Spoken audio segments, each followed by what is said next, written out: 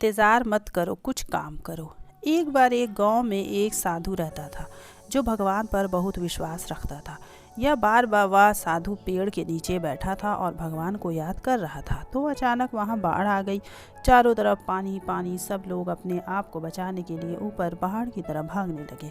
उनमें से एक आदमी ने देखा कि इस हालत में भी साधु जी भगवान की तपस्या कर रहे हैं। वह सोचा कि ये अपने आप को बचाने के लिए कहीं जा क्यों नहीं रहे हैं। तो उसने साधु से बोला, अरे आप कहीं जा क्यों नहीं रहे हो, आप भी मेरे साथ ऊपर पहाड़ की तरफ चलो, नहीं तो डूब जाओगे। साधु बोले, अरे हमें क्या होगा, मैं भगवान की इतनी तपस्या करता हूँ, मुझे कुछ नहीं हो सकता, मुझे भगवान अपने आप बचाएगा।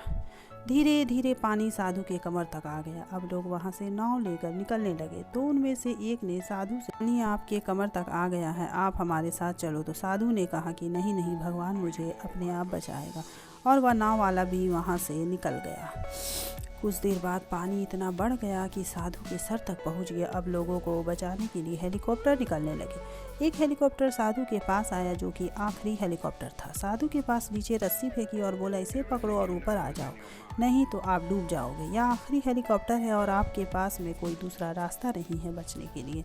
साधु ने कहा, यह रस्सी वापस ऊपर खींच लो और आप चले जाओ, मुझे भगवान के ऊपर पूरा भरोसा है, वह मुझे बचा लेगा। पानी काफ़ी ऊपर आ गया, पेड़ डूब गया और साधु की भी डूबने से मौत हो गई। मरने के बाद साधु भगवान के पास गया और बोला कि हे भगवान, मैंने पूरी ज़िंदगी आपकी तपस्या की, मेरा सारा जीवन आपकी आराधना करने में लगा दिया, फिर भी इतने भरोसे के साथ इंतज़ार किया कि तुम मुझे बचाने आओगे, लेकिन वहाँ मेरी डूबकर मौत हो गई और तुम नहीं आया, ऐसा क्यों? भगवान बोले, मूर्ख इंसान, एक नहीं 3 बार आया था, वो तीनों बार मैं ही तो था, पहला पैदल, दूसरा नाव के द्वारा और तीसरा हेलीकॉप्टर के द्वारा, लेकिन तुमने मेरा एक भी अवसर पहचान नहीं पाया, पता नहीं किसका इंतज़ार कर रहा था। इस तरह से ज़िंदगी में हमें ऊपर वाला बहुत से मौके देता रहता है, लेकिन हम सब उस मौके को ठुकरा कर पता नहीं किस चीज़ का इंतज़ार कर रहे होते हैं कि वो होगा तभी मैं करूँगा, और इस बात पर अड़े रहने से एक वक्त के बाद वो मौका हाथ से निकल जाता है और हम कुछ नहीं कर पाते हैं। तो किसी भी अच्छे समय के इंतज़ार मत करो, जो भी करना है आज और अभी से ही कर दो।